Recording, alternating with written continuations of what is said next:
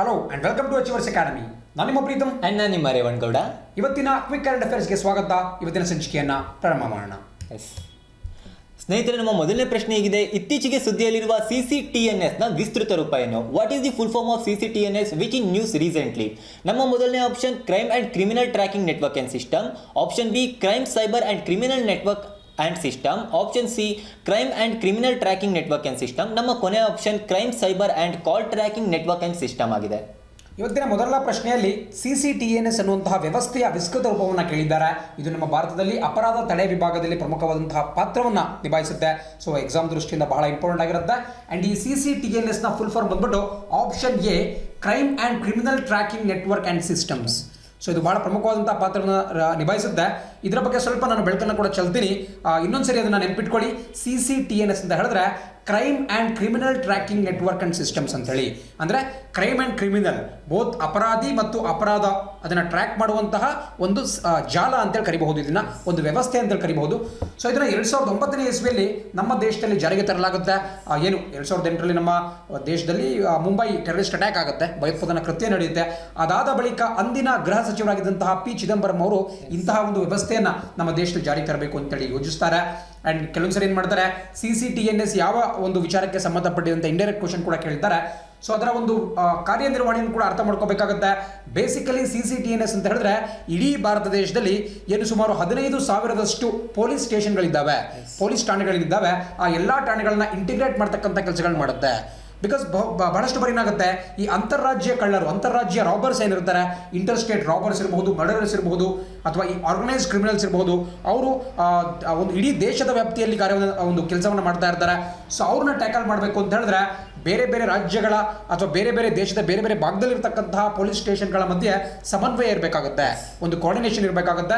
So basically ನಮ್ಮ ಕರ್ನಾಟಕದ ಯಾವುದೋ ಒಂದು ಚಿಕ್ಕ ಊರಿನಲ್ಲಿರ್ತಕ್ಕಂತಹ ಪೊಲೀಸ್ ಸ್ಟೇಷನ್ನ ವ್ಯಾಪ್ತಿಯಲ್ಲಿ ಆ ಒಂದು ಲಿಮಿಟ್ಸಲ್ಲಿ ಒಂದು ಕ್ರೈಮ್ ಆಗುತ್ತೆ, ಒಂದು ಅಪರಾಧ ಆಗುತ್ತೆ ಅಂತ ಹೇಳಿದ್ರೆ ಅಲ್ಲಿ FIR ಏನು ಜನರೇಟ್ ಆಗುತ್ತೆ, ಫಸ್ಟ್ ಇನ್ಫಾರ್ಮೇಷನ್ ರಿಪೋರ್ಟ್ ಅಥವಾ FIR ಏನು ಜನರೇಟ್ ಆಗುತ್ತೆ, ಅದು ಡೈರೆಕ್ಟಾಗಿ ಈ CCTNS ನೆಟ್ವರ್ಕ್ನ ಸೇರ್ಪಡೆ ಆಗುತ್ತೆ. ಸೊ ದಟ್ ಮುಂದೊಂದು ದಿನ ಒಂದು 2 ವರ್ಷ 3 ವರ್ಷ ಬಿಟ್ಟು ಅದೇ ವ್ಯಕ್ತಿ ಬೇರೆ ಯಾವುದೋ ರಾಜ್ಯದ ಯಾವುದೋ ಒಂದು ಭಾಗದಲ್ಲಿ ಆತ ಒಂದು ಅಪರಾಧವನ್ನು ಕಮಿಟ್ ಮಾಡ್ದ ಅಂತ ಹೇಳಿದ್ರೆ ಅಲ್ಲಿನ ಪೊಲೀಸರಿಗೆ ಆತನ ಕಂಪ್ಲೀಟ್ ಹಿಸ್ಟ್ರಿ ಗೊತ್ತಾಗುತ್ತೆ. ಸೊ ಆ ಮೂಲಕ ಅವನಿಗೆ ಒಂದು ಸೂಕ್ತವಾದಂತಹ ಶಿಕ್ಷೆಯನ್ನು ನೀಡ್ತಕ್ಕಂಥ ಕೆಲಸ ಕೂಡ ಆಗ್ಬೋದು. ಆ್ಯಂಡ್ ಬೇರೆ ಬೇರೆ ರೀತಿಯಂಥ ಎಲ್ಲ ಸ್ಟ್ಯಾಟಿಸ್ಟಿಕ್ಸ್ಗಳನ್ನು ಈ CCTNSನಲ್ಲಿ ಇನ್ಕ್ಲೂಡ್ ಮಾಡಿರ್ತಾರೆ. ಹಾಗಾದ ಮೂಲಕ ನಮ್ಮ ದೇಶದಲ್ಲಿ ಅಪರಾಧ ಚಟುವಟಿಕೆಗಳನ್ನ ಸೂಕ್ತವಾಗಿ ಸದ್ಯ ಬಿಡ್ಬೋದು ಅಂತೇಳಿ ನಮ್ಮ ಸರ್ಕಾರದ ಒಂದು ಪ್ಲಾನ್ ಆಗಿರ್ತಕ್ಕಂಥದ್ದು. ಸೊ ಇದನ್ನು NCRB national crime records bureau, NCRB ಅಂತ ನಾವೇನು ಕರಿತೀವಿ, ಅವರು ಇದನ್ನು ನಿರ್ವಹಣೆ ಮಾಡ್ತಾರೆ. ಆ್ಯಂಡ್ ದೇಶದಲ್ಲಿ ಯಾವುದೇ ಒಂದು ಅಪರಾಧ ನಡೆದರೂ ಕೂಡ ಆನ್ ದ ಸ್ಪಾಟ್ ಇಮಿಡಿಯೇಟ್ಲಿ ಅದು ಈ CCTNSನಲ್ಲಿ ಆ ಒಂದು ಡೇಟಾಬೇಸ್ನಲ್ಲಿ ಅಪ್ಡೇಟ್ ಆಗುತ್ತೆ. ಆ್ಯಂಡ್ ಆ ಮೂಲಕ ಮುಂದೆ ಪೊಲೀಸ್ಗಳಿರ್ಬೋದು ಅಥವಾ ಬೇರೆ ಭದ್ರತಾ ಏಜೆನ್ಸಿಗಳಿರ್ಬೋದು ಅವರಿಗೆ ಸಾಕಷ್ಟು ಹೆಲ್ಪನ್ನು ಮಾಡುತ್ತೆ. ಸೊ ಅದರದ್ದು ಎರಡನೇ ಪ್ರಶ್ನೆ ನೋಡ್ತಾ ಹೋಗೋಣ. ಸ್ನೇಹಿತರೆ, ಈಗ ನಮ್ಮ ಎರಡನೇ ಪ್ರಶ್ನೆ ಮುಂದಿದೆ. 2020-21 ಅಂತಾರಾಷ್ಟ್ರೀಯ ಅಂಗವಿಕಲರ ದಿನದ ಧ್ಯೇಯ ಏನು? What is the theme of world disability day 2021? ನಮ್ಮ ಮೊದಲನೇ option leadership and participation of persons with disabilities. ನಮ್ಮ option B social justice and empowerment of persons with disabilities. ನಮ್ಮ ಮೂರನೇ option making world leaders with person with disabilities. ನಮ್ಮ ಕೊನೆಯ option economic condition of persons with disabilities. ಇತ್ತೀಚೆಗಷ್ಟೇ ಅಂದರೆ December 3ನೇ ತಾರೀಕು ನಾವು ವಿಶ್ವ ಅಂಗವಿಕಲರ ದಿನ ಅಥವಾ ವರ್ಲ್ಡ್ ಡಿಸಬಿಲಿಟಿ ಡೇ ಅನ್ನುವಂಥ ಒಂದು ದಿನವನ್ನು ಆಚರಣೆ ಮಾಡಿದ್ವಿ. ಸೊ ಆ ದಿನದ ಥೀಮ್ ಏನು, ಧ್ಯೇಯವಾಕ್ಯ ಏನು ಅಂತ ಕೇಳಿದ್ದಾರೆ. ಯೂಶ್ವಲಾಗೆ ನಿಮಗೆ ನಾನು ನೆನ್ನೆ ಹೇಳಿದ್ದೀನಿ, ಒಂದಲ್ಲ ಒಂದು ಡೇಟ್ ಆದರೂ ಕೇಳ್ತಾರೆ, ದಿನಾಚರಣೆಯನ್ನು ಕೇಳ್ತಾರೆ, ಅಥವಾ ಆ ದಿನಗಳ ಒಂದು ಧ್ಯೇಯವನ್ನು ಥೀಮನ್ನು ಕೇಳ್ತಾರೆ. ಸೊ ಇಲ್ಲಿ ಥೀಮ್ ನಿಮಗೆ ಕಾಣಿಸ್ಕೊಳ್ತಾ ಇದೆ. Option A leadership and participation of persons with disabilities. Leadership and participation of persons with disabilities ಅಂದರೆ ಈ ಅಂಗವಿಕಲರು ಈ ಲೀಡರ್ಶಿಪ್ಪನ್ನು ತೋರಿಸ್ತಕ್ಕಂತಹದ್ದು, ನಾಯಕತ್ವವನ್ನು ಬೆಳೆಸ್ಕೊಳ್ತಕ್ಕಂತಹದ್ದು ಮತ್ತು ಪಾರ್ಟಿಸಿಪೇಟ್ ಮಾಡ್ತಕ್ಕಂತಹದ್ದು, ಅವರು ಕೂಡ ಪಾಲ್ಗೊಳ್ಳುವಿಕೆಯನ್ನು ಹೆಚ್ಚಿಸಬೇಕು ಅಂತೇಳಿ. ಬಿಕಾಸ್ ನೋಡಬಹುದು ಪಬ್ಲಿಕ್ ಸ್ಪೇಸ್ಗಳಲ್ಲಿ ಹೆಚ್ಚಾಗಿ ಡಿಸೇಬಲ್ಡ್ ಪೀಪಲ್, ನಾವೇನು ವಿಶೇಷ ಚೇತನರು ಅಥವಾ ಅಂಗವಿಕಲರು ಅಂತ ಕರಿತೀವಿ, ಅವರು ಪಬ್ಲಿಕ್ ಸ್ಪೇಸ್ಗಳಲ್ಲಿ ಅಷ್ಟೊಂದು ಹೆಚ್ಚಾಗಿ ಪಾರ್ಟಿಸಿಪೇಟ್ ಮಾಡಲ್ಲ. ಬಿಕಾಸ್ ಅವರಿಗೆ ತಮ್ಮದೇ ಆಗಿರ್ತಕ್ಕಂಥ ಕೆಲವೊಂದು ಪ್ರಾಬ್ಲಮ್ಸ್ ಇರುತ್ತೆ, ಆಕ್ಸೆಸಿಬಿಲಿಟಿ ಇಶ್ಯೂಸ್ ಇರುತ್ತೆ, ಮತ್ತು ಕೀಳರಿಮೆಯಿಂದ ಕೂಡ ಬಹಳಷ್ಟು ಜನ ಬಳಲ್ತಾ ಇರ್ತಾರೆ. ಅದನ್ನು ಬದಿಗೊತ್ತಬೇಕು ಅಂತ ಹೇಳಿ ಈ leadership and participation of persons with disabilities ಅನ್ನುವಂತಹ ಧ್ಯೇಯದೊಂದಿಗೆ ಈ ಬಾರಿಯ ವರ್ಲ್ಡ್ ಡಿಸಬಿಲಿಟಿ ಡೇ, ವಿಶ್ವ ಅಂಗವಿಕಲರ ದಿನವನ್ನು ನಾವು ಆಚರಣೆ ಮಾಡಿದ್ವಿ. ಡಿಸೆಂಬರ್ 3ನೇ ತಾರೀಕಿನಂದು ಅದನ್ನು ಹಮ್ಮಿಕೊಳ್ಳಲಾಗಿತ್ತು. ಸೊ ಇದು ನಿಮಗೆ ಪರೀಕ್ಷೆಯಲ್ಲಿ ಖಂಡಿತ ಕೇಳುವಂತಹ ಸಾಧ್ಯತೆ ಇರುತ್ತೆ. ಅದೇ ರೀತಿ ಮೂರನೇ ಪ್ರಶ್ನೆ ನೋಡ್ತಾ ಹೋಗೋಣ. ಇತ್ತೀಚೆಗೆ ಕರ್ನಾಟಕದ ರಾಜ್ಯದಲ್ಲಿ ಎಷ್ಟು ವಿಧಾನ ಪರಿಷತ್ ಸದಸ್ಯರ ಸ್ಥಾನಗಳಿಗೆ ಚುನಾವಣೆ ನಡೆದವು? For how many MLC seats was the election held recently in Karnataka? ನಮ್ಮ ಆಪ್ಷನ್ಸ್ಗಳು 15, 25, 20, 10. ಓಕೆ, ಸೊ ಇತ್ತೀಚೆಗಷ್ಟೇ ಬಹಳಷ್ಟು ಒಂದು ಹೈ ಪಿಚ್ ಕ್ಯಾಂಪೇನ್ ನಮ್ಮ ರಾಜ್ಯದಲ್ಲಿ ನಡೆದಿತ್ತು. ರಾಜಕೀಯ ಪಕ್ಷಗಳ ಒಂದು ದೊಡ್ಡ ಮೇಲಾಟ ನಡೀತಾ ಇತ್ತು. ಪ್ರತಿನಿತ್ಯ ನೀವು ದಿನಪತ್ರಿಕೆಗಳನ್ನು, ನ್ಯೂಸ್ ಚಾನೆಲ್ಸ್ಗಳನ್ನ ನೋಡ್ತಾ ಇದ್ದೀರಿ ಅಂತ ಭಾವಿಸ್ತಾನೆ. ಬಟ್ ನಮ್ಮ ಪರೀಕ್ಷೆಗೆ ಬೇಕಾಗಿರ್ತಕ್ಕಂಥ ಒಂದು ಪಾಯಿಂಟನ್ನು ಮಾತ್ರ ನಾವು ತೆಗೆದುಕೊಳ್ತಾ ಇವತ್ತು ಮುಂದೆ ಹೋಗೋಣ. ಸೊ ಇಲ್ಲಿ ಕಾಣಿಸ್ಕೊಳ್ತಾ ಇದೆ ಇತ್ತೀಚೆಗೆ ಎಷ್ಟು ಸ್ಥಾನಗಳಿಗೆ ವಿಧಾನ ಪರಿಷತ್ ಸದಸ್ಯರ ಒಂದು ಸ್ಥಾನಗಳಿಗೆ ಚುನಾವಣೆ ನಡೆಯಿತು ನಮ್ಮ ಕರ್ನಾಟಕದಲ್ಲಿ ಅಂತ ಹೇಳಿ. ಸೊ ಅದಕ್ಕೆ ಸರಿಯಾದ ಉತ್ತರ ಆಪ್ಷನ್ ಬಿ 25 ಆಗುತ್ತೆ. ಬಿಕಾಸ್ ನಿಮಗೆಲ್ಲ ಗೊತ್ತಿರಬೇಕು, ಕಾನ್ಸ್ಟಿಟ್ಯೂಷನ್ನಲ್ಲಿ ಗೊತ್ತಿರೋದು ನಿಮಗೆ ಏನಪ್ಪ ಅಂತ ಹೇಳಿದ್ರೆ, ಕರ್ನಾಟಕ ರಾಜ್ಯದಲ್ಲಿ ದ್ವಿಸದಸ್ಯ ಒಂದು ಪದ್ಧತಿ ಇದೆ, ದ್ವಿಸದನ ಪದ್ಧತಿ ಇದೆ. ಅಂದರೆ ನಮ್ಮ ವಿಧಾನಸಭೆ ಮತ್ತು ವಿಧಾನ ಪರಿಷತ್ತು, ಅದನ್ನು ನಾವು ಇಂಗ್ಲೀಷಲ್ಲಿ ಬೈ ಕ್ಯಾಮರಲ್ ಲೆಜಿಸ್ಲೇಚರ್ ಅಂತ ಕರಿತೀವಿ. ಸೊ ಅದರಲ್ಲಿ ಒಟ್ಟು 75 ಸೀಟ್ಗಳು ನಮ್ಮ ಕರ್ನಾಟಕ ರಾಜ್ಯದಲ್ಲಿ ಕೊಡಲಾಗಿದೆ. ನಾವು ಯಾವ ರೀತಿ ವಿಧಾನಸಭೆ ಅಂತ ಹೇಳಿದ್ರೆ 224 ಸೀಟ್ಗಳು, ಸ್ಥಾನಗಳು ಅಂತ ಕರಿತೀವೋ, ಅದೇ ರೀತಿ ವಿಧಾನ ಪರಿಷತ್ನಲ್ಲಿ ಅದರ 1/3, ಮೂರನೇ ಒಂದು ಭಾಗ ಅಂದರೆ 75 ಸೀಟ್ಗಳನ್ನ ಕೊಡಲಾಗಿದೆ. ಆ್ಯಂಡ್ ಅದರಲ್ಲಿ 1/3 ಭಾಗ, ಅದು ನೆಕ್ಸ್ಟ್ ಸ್ಟೆಪ್ ನಿಮಗೆ ತೋರಿಸ್ತೀನಿ. ಬಿಕಾಸ್ ಬಹಳ ಬಾರಿ ಹುಡುಗರು ಏನು ಕನ್ಫ್ಯೂಸ್ ಮಾಡ್ಕೊತಾರೆ, MLCಗಳನ್ನ ಯಾವ ರೀತಿ ಎಲೆಕ್ಟ್ ಮಾಡ್ತಾರೆ ಅಂತ ಹೇಳಿ. ಒಂದು ಮಾತು ನೆನ್ಪಿಟ್ಕೊಳ್ಳಿ, MLCಗಳನ್ನ ನೇರವಾಗಿ ಜನರಿಂದ ಆಯ್ಕೆ ಮಾಡಲಾಗಲ್ಲ. ಅಲ್ಲೂ ಕೂಡ 4 ಡಿಫ್ರೆಂಟ್ ಟೈಪ್ಸ್ ಆಫ್ MLCಗಳು ಇರ್ತಾರೆ. ಅವರೆಲ್ಲರ ಹಕ್ಕುಗಳಾಗಿರ್ಬಹುದು, ಕರ್ತವ್ಯ ಆಗಿರ್ಬೋದು, ಪವರ್ಸ್ ಇರ್ಬೋದು, ಎಲ್ಲ ಸೇಮೇನೆ. ಬಟ್ ಅವರು ಆಯ್ಕೆ ಆಗ್ತಕ್ಕಂತಹ ರೀತಿ ಮಾತ್ರ ಚೇಂಜ್ ಆಗುತ್ತೆ. ಅದನ್ನು ಬಹಳ ಬಾರಿ ಪರೀಕ್ಷೆ ಟಾರ್ಗೆಟ್ ಮಾಡಿ ಕೇಳ್ತಾರೆ. ಬಿಕಾಸ್ MLA ಯಾವ ರೀತಿ ಎಲೆಕ್ಟ್ ಆಗ್ತಾರೆ, MP ಯಾವ ರೀತಿ ಎಲೆಕ್ಟ್ ಆಗ್ತಾರೆ ನಮಗೆ ಗೊತ್ತಿರತಕ್ಕಂತಹದ್ದು. ಬಟ್ ವಿಧಾನ ಪರಿಷತ್ ಸದಸ್ಯರು ಅಂತ ಹೇಳಿದಾಗ ಸ್ವಲ್ಪ ಕಾಂಪ್ಲೆಕ್ಸ್ ಆಗಿ ಅನಿಸುತ್ತೆ. ಬಿಕಾಸ್ ನೀವು ಕೂಡ ನೋಡಿದ್ದೀರಾ, ಮೊನ್ನೆ MLC ಎಲೆಕ್ಷನ್ ನಡೆದ್ರು ಕೂಡ ನಿಮ್ಮಲ್ಲಿ ಯಾರೂ ಕೂಡ ಬಹುಶಃ ವೋಟ್ ಮಾಡಿಲ್ಲ. ನೀವು ವೋಟ್ ಮಾಡಿದ್ದೀರಿ ಅಂತ ಹೇಳಿದ್ರೆ ಪ್ರಾಬ್ಲಿ ನೀವು ಒಬ್ಬರು ಗ್ರಾಮ ಪಂಚಾಯತಿ ಮೆಂಬರ್ ಏನೋ ಆಗಿರಬಹುದು. ಬಿಕಾಸ್ ಈ ಒಂದು MLC ಚುನಾವಣೆಯಲ್ಲಿ ಕೇವಲ ಚುನಾಯಿತ ಜನಪ್ರತಿನಿಧಿಗಳಿಗೆ ಮಾತ್ರ ಮತವನ್ನು ಚಲಾಯಿಸಲಿಕ್ಕೆ ಹಕ್ಕಿತ್ತು. ಎಲೆಕ್ಟೆಡ್ ಮೆಂಬರ್ಸ್ ಅಂದರೆ ಅದು ತಾಲೂಕ್ ಪಂಚಾಯತ್ ಇರಬಹುದು, ZP ಇರಬಹುದು, ಜಿಲ್ಲಾ ಪಂಚಾಯತ್ ಅಥವಾ ಗ್ರಾಮ ಪಂಚಾಯತಿ ಇರಬಹುದು. ಸೊ ಅದನ್ನು ಸ್ವಲ್ಪ ತಿಳ್ಕೊಳ್ತಾ ಹೋಗೋಣ, ಯಾವ ರೀತಿ ಈ MLCಗಳು ಎಲೆಕ್ಟ್ ಆಗ್ತಾರೆ, ವಿಧಾನ ಪರಿಷತ್ ಸದಸ್ಯರು ಎಲೆಕ್ಟ್ ಆಗ್ತಾರೆ ಅಂತೇಳಿ. ಸೊ ಕೆಳಭಾಗ ಕಾಣಿಸ್ಕೊಳ್ತಾ ಇದೆ, ಸ್ವಲ್ಪ ಮಟ್ಟಿಗೆ ಅದನ್ನು ಮಾರ್ಕ್ ಮಾಡಿ ತೋರಿಸುವಂಥ ಪ್ರಯತ್ನ ಮಾಡ್ತೀನಿ. ಸೊ ಇಲ್ಲಿ ನೋಡಿ, 5 ವಿವಿಧ ರೀತಿಯಿಂದ ಈ MLCಗಳು ಎಲೆಕ್ಟ್ ಆಗ್ತಾರೆ. ಹಾಗಂತ ಅವರು ಬೇರೆ ಬೇರೆ ಅವರಿಗೆ ಪವರ್ಸ್ ಇರುತ್ತೆ ಅಂತಲ್ಲ, ಅವರೆಲ್ಲರಿಗೂ ಕೂಡ ಕಾಮನ್ ಪವರ್.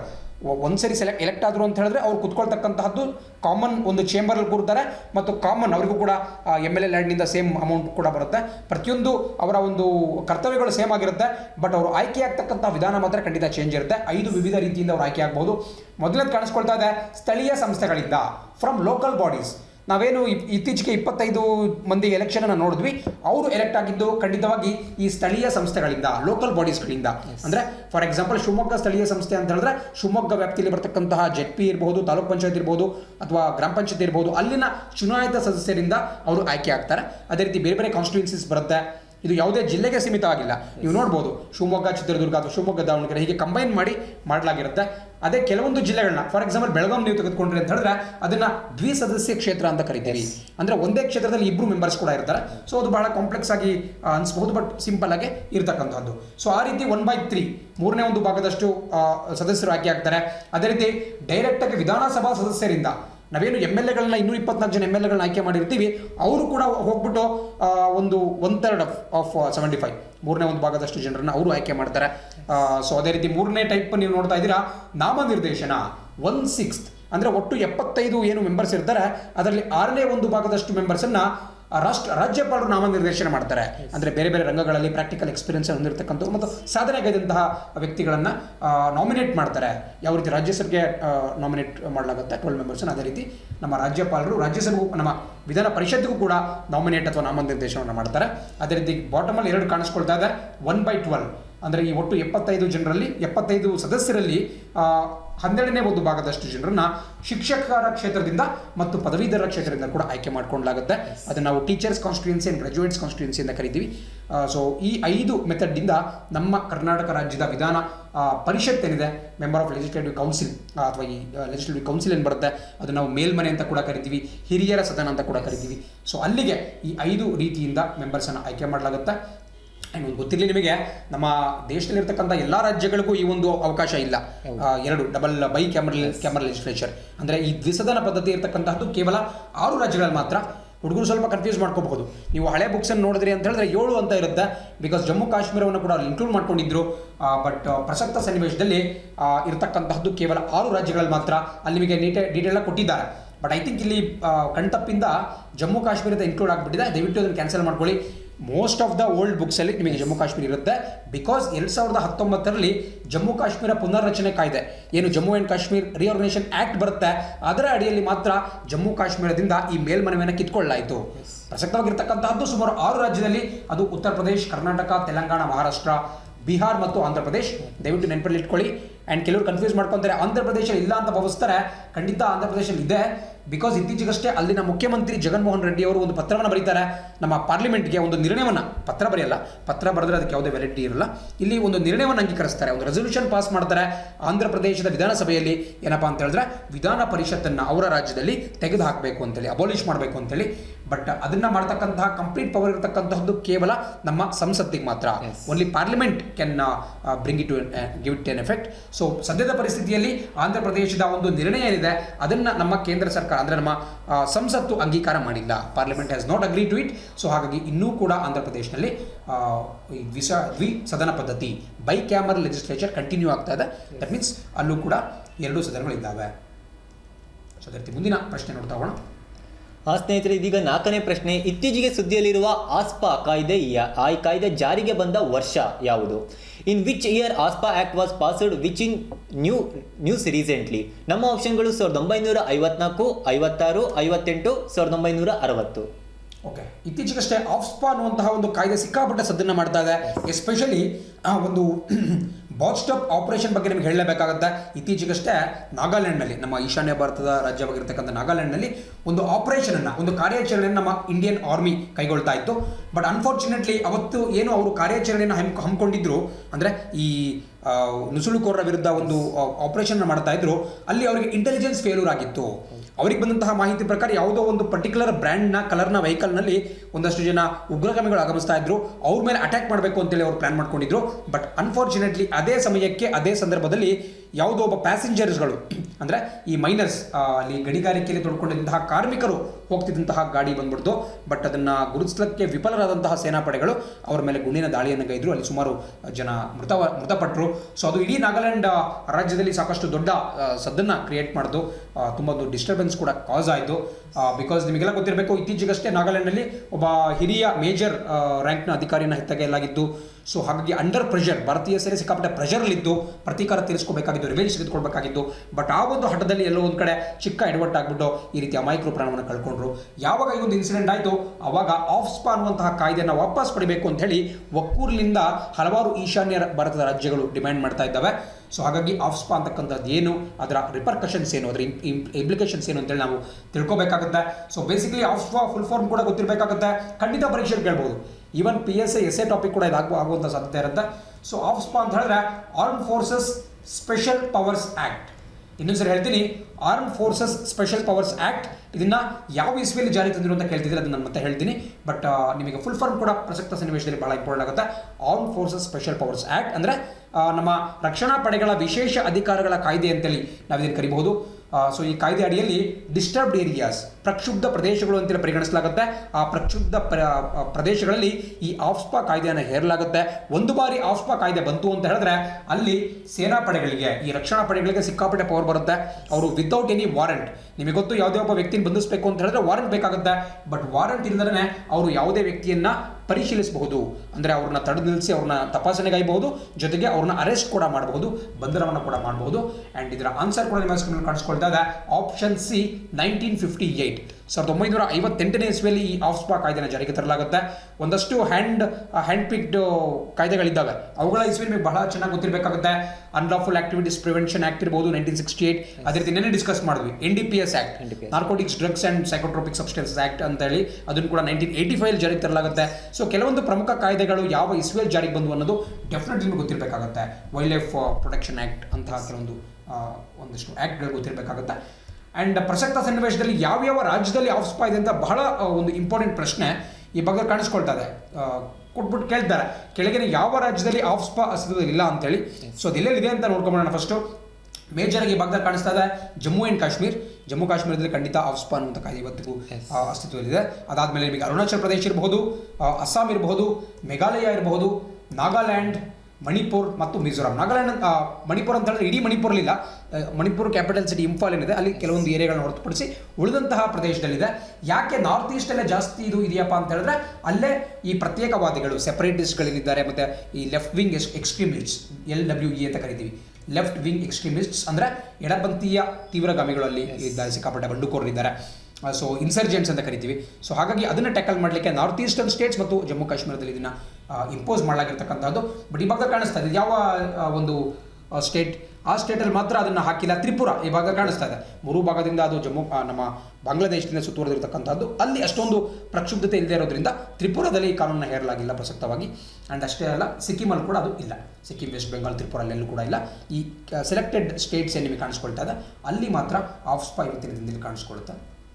ಸೊ ಮುಂದಿನ ಪ್ರಶ್ನೆ ನೋಡೋಣ. ಸ್ನೇಹಿತರೆ, ಇದೀಗ 5ನೇ ಪ್ರಶ್ನೆ. ಇತ್ತೀಚೆಗೆ 2020-21 ಸಾಲಿನ ಜ್ಞಾನಪೀಠ ಪ್ರಶಸ್ತಿಯನ್ನು ಯಾರಿಗೆ ನೀಡಲಾಗಿದೆ? Who was recently awarded the Jnanpith award for the year 20 and 21? ನಮ್ಮ ಮೊದಲನೇ ಆಪ್ಷನ್ ನೀಲಮಣಿ ಫೂಕಾನ್, ದಾಮೋದರ್ ಮೌಚೋ, ಅಮಿತಾವ್ ಘೋಷ್, ಎ ಮತ್ತು ಬಿ ಎರಡು. ಓಕೆ, ಸೊ ಜ್ಞಾನಪೀಠ ಪ್ರಶಸ್ತಿನ ಇತ್ತೀಚೆಗಷ್ಟೇ ಅನೌನ್ಸ್ ಮಾಡಲಾಯಿತು. ಕಡೆಯ ಬಾರಿಗೆ 2019ರಲ್ಲಿ ಅಚ್ಯುತಂ ಅಕ್ಕಿತಂ ನಂಬೂದಿರಿ, ಒಬ್ಬ ಮಲಯಾಳಂ ಪೋಯೆಟ್, ಅವರು ಆದಿಕವಿ ಅಂತಲೇ ಫೇಮಸ್ ಆಗಿದ್ದಾರೆ ಮಲಯಾಳಂನಲ್ಲಿ, ಒಬ್ಬ ಲಿವಿಂಗ್ ಲೆಜೆಂಡ್ ಆಗಿದ್ದರು. ಬಟ್ ಅನ್ಫಾರ್ಚುನೇಟ್ಲಿ ಇತ್ತೀಚೆಗಷ್ಟೇ ಅವರು ಕೂಡ ನಿಧನ ಹೊಂದಿದ್ರು. ಸೊ ಅವರಿಗೆ ಕೊನೆಯ ಬಾರಿಗೆ ಕೊಡಲಾಗಿತ್ತು 2019ನೇ ಸಾಲಿಗೆ. ಬಟ್ 2020 ಮತ್ತು 2021 ಕನ್ಫ್ಯೂಸ್ ಮಾಡ್ಕೋಬೇಡಿ, ಇಲ್ಲಿ ಜಂಟಿಯಾಗಿ ಕೊಟ್ಟಿಲ್ಲ ಅವರಿಗೆ, ಸಪ್ರೇಟಾಗಿ 2020 ಮತ್ತು 21 ಕೊಟ್ಟಿದ್ದಾರೆ. ಭಾರತೀಯ ಜ್ಞಾನಪೀಠ ಅನ್ನುವಂಥ ಸಂಸ್ಥೆ ಈ ಅವಾರ್ಡನ್ನು ಕೊಡುತ್ತೆ. ಅತ್ಯಂತ ಪ್ರತಿಷ್ಠಿತ, the most prestigious literary award in India ಅಂತ ಕರಿಬಹುದು. ಸೊ ಈ ಒಂದು ಪ್ರಶಸ್ತಿಯನ್ನು 2020 ಮತ್ತು 2021 2 ವರ್ಷಕ್ಕೆ ನಾವು ಗಣನೆಗೆ ತೆಗೆದುಕೊಂಡ್ರೆ ಆಪ್ಷನ್ ಎ ಮತ್ತು ಬಿ, ನಿಮಗೆ ಆಪ್ಷನ್ ಡಿ ಕರೆಕ್ಟ್ ಆಗುತ್ತೆ. ಅಂದರೆ ನೀಲಮಣಿ ಫೂಕನ್ ಮತ್ತು ದಾಮೋದರ್ ಮೌಜೋ ಇಬ್ಬರಿಗೂ ಕೂಡ ಈ ಒಂದು ಜ್ಞಾನಪೀಠ ಪ್ರಶಸ್ತಿಯನ್ನು ಕೊಡಲಾಗಿದೆ. 56 ಮತ್ತು 57ನೇ ವ್ಯಕ್ತಿಗಳಾಗಿ ಅವರು ಅದನ್ನು ಸ್ವೀಕಾರ ಮಾಡ್ತಾ ಇದ್ದಾರೆ. ಸೊ ನಿಮಗೆ ನೆಕ್ಸ್ಟ್ ಸ್ಲೈಡಲ್ಲಿ ಅದನ್ನು ಸ್ವಲ್ಪ ತೋರಿಸ್ತೀನಿ, ಬಿಕಾಸ್ ಅವರ ಯಾವ ಭಾಷೆ ಅಂತ ಕೇಳ್ತಾರೆ. ನಾನು ಲಾಸ್ಟ್ ಹೇಳಿದೆ ಅಚ್ಯುತಂ ಅಕ್ಕಿತಂ ನಂಬೂದಿರಿ, ಅವರು ಮಲಯಾಳಂ ಭಾಷೆಗೆ ಒಂದು ಪ್ರಶಸ್ತಿಯನ್ನು ಪಡೆದುಕೊಂಡಿದ್ದರು. ಬಟ್ ಈ ಬಾರಿ ನೀಲಮಣಿ ಫೂಕನ್ ಅವರು ಅಸ್ಸಾಮೀಸ್ ಭಾಷೆ, ಅಸ್ಸಾಂ ಮೂಲದವರು. ಅದೇ ರೀತಿ ದಾಮೋದರ್ ಮೌಜೋ ಅವರು ಕೊಂಕಣಿ ಭಾಷೆಗೆ ಜ್ಞಾನಪೀಠ ಪ್ರಶಸ್ತಿಗೆ ಭಾಜನರಾಗಿದ್ದಾರೆ. ಕೊಂಕಣಿ ಅಂತ ಹೇಳಿದ್ರೆ ಇವರು ಗೋವಾ ಮೂಲದವರು, ಗೋವಾ ಮೂಲದ ಒಬ್ಬ ಕವಿ, ಒಬ್ಬ ಆಥರ್ ಅಂತ ಕರಿಬಹುದು. ನಿಮಗೆ ಗೊತ್ತಿರಬೇಕು, ಕೆಲವೊಂದ್ಸರಿ ಎಕ್ಸಾಮಲ್ಲಿ ಈ ರೀತಿ ಕೂಡ ಪ್ರಶ್ನೆ ಆಗಿದೆ. ಬಿಕಾಸ್ ರೀಸೆಂಟಾಗಿ ಜ್ಞಾನಪೀಠ ಅವಾರ್ಡ್ ಆಗಿರೋದ್ರಿಂದ ಅವರು ಕೇವಲ ಜ್ಞಾನಪೀಠ ಅವಾರ್ಡನ್ನು ಪಡೆದುಕೊಂಡಂಥ ವ್ಯಕ್ತಿಗಳ ಬಗ್ಗೆ ಕೇಳಬೇಕಂತೇನಿಲ್ಲ, ಅವರು ಜ್ಞಾನಪೀಠ ಆ ಒಂದು ಅವಾರ್ಡ್ನ ಕುರಿತಾಗಿ ಕೇಳಬಹುದು. ಸೊ ಬೇಸಿಕಲಿ ಜ್ಞಾನಪೀಠವನ್ನು ಯಾವ್ಯಾವ ಭಾಷೆಗಳು ಕೊಡ್ತಾರಪ್ಪ ಅಂತ ಹೇಳಿದ್ರೆ ಸುಮಾರು 22 ಭಾಷೆಗಳು ಭಾರತೀಯ ಸಂವಿಧಾನದ 8ನೇ ಅನುಸೂಚಿ, ವೆರಿ ಗುಡ್, ಅನುಸೂಚಿಯಲ್ಲಿ ಅಂದರೆ 8th schedule of Indian constitution ಏನು ಕಾಣಿಸ್ಕೊಳ್ಳುತ್ತೆ ಅದರ ಭಾಗವಾಗಿರ್ತಕ್ಕಂಥ 22 ಲ್ಯಾಂಗ್ವೇಜ್ಗಳಿಗೆ ಮಾತ್ರ ಕೊಡಲಾಗುತ್ತೆ. ಪ್ಲಸ್ ಇಂಗ್ಲೀಷ್, ಒಟ್ಟು 23 ಇಂಗ್ಲೀಷಿಗೆ ಕೂಡ ಕೊಡ್ತಾರೆ. ಆ್ಯಂಡ್ ಇಂಗ್ಲೀಷಿಗೆ ಇಷ್ಟೇ ದಿನ ಲಿಸ್ಟಲ್ಲಿ ಇತ್ತು, ಬಟ್ ಇದುವರೆಗೂ ಕೂಡ ಕೊಟ್ಟಿರಲಿಲ್ಲ. ಬಟ್ 2018ನಲ್ಲಿ ಅಮಿತಾವ್ ಘೋಷ್ ಅವರಿಗೆ ಇಂಗ್ಲೀಷ್ ಭಾಷೆಯಲ್ಲಿ ಜ್ಞಾನಪೀಠವನ್ನು ಕೊಟ್ಟರು. ಸೊ ಆ ಮೂಲಕ ಇಂಗ್ಲೀಷ್ ಭಾಷೆಗೆ ಜ್ಞಾನಪೀಠವನ್ನು ಪಡೆದಂತಹ ಮೊಟ್ಟ ಮೊದಲ ವ್ಯಕ್ತಿ ಆಗಿಬಿಟ್ಟು ಅಮಿತಾವ್ ಘೋಷ್ ಅವರು ಹೊರಹೊಮ್ಮಿದ್ರು.